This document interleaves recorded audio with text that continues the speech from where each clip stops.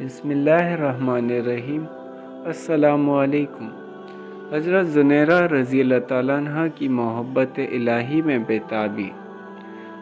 سیدہ زنیرہ رضی اللہ تعالیٰ عنہ ایک صحابی رضی اللہ تعالیٰ عنہ ہے جو کہ ابو جہل کی خادمہ تھی۔ آپ رضی اللہ تعالیٰ عنہ نے کلمہ پڑھ لیا۔ ابو جہل کو بھی پتہ چل گیا۔ اس نے آ کر پوچھا، کیا کلمہ پڑھ لیا؟ فرمایا ہاں۔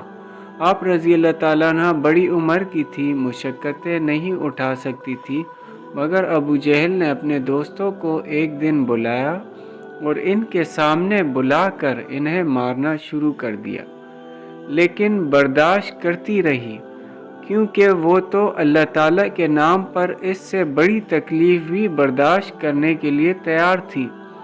جب اس نے دیکھا کہ اتنا مارنے کے باوجود اس کی زبان سے کچھ نہیں نکلا، تو اس نے آپ رضی اللہ تعالیٰ عنہ کے سر میں کوئی چیز ماری، جس سے آپ رضی اللہ تعالیٰ عنہ کی بینائی زائل ہو گئی اور آپ رضی اللہ تعالیٰ عنہ نابینا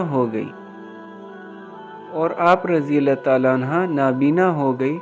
اب انہوں نے مذاق کرنا شروع کر دیا، کہنے لگے، دیکھا ہمارے بتوں کی پوجا چھوڑ چکی تھی، لہٰذا ہمارے بتوں نے تمہیں اندھا کر دیا۔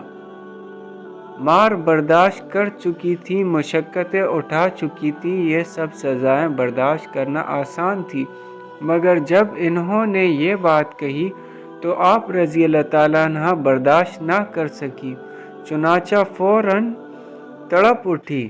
اسی وقت کمرے میں جا کر سجدے میں گر گئی اور اپنے محبوب حقیقی سے راز و نیاز کی باتیں کرنے لگ گئی۔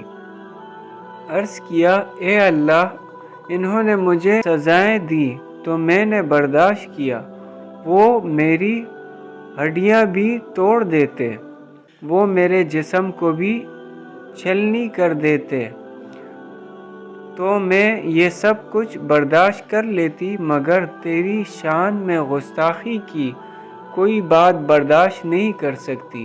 وہ تو یوں کہتے ہیں کہ ہمارے معبودوں نے تمہاری بینائی چھین لی۔